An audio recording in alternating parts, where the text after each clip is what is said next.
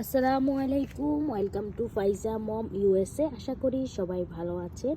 আজকে first time আমাদের হাঁসে ডিম পেয়েছে।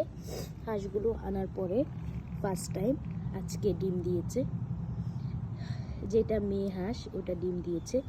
একবারই ছোট, মনে হয় যে মুরগির ডিম, বাট হাঁসগুলো চাই ছোট, সেজন্য ওদের ডিমটাও ছোট। আলহামদুলিল্লাহ, অর্গানিক ডিম হাঁসের। দেখেছেন, কষ্ট করলে মিষ্টি খেতেও সম্ভব।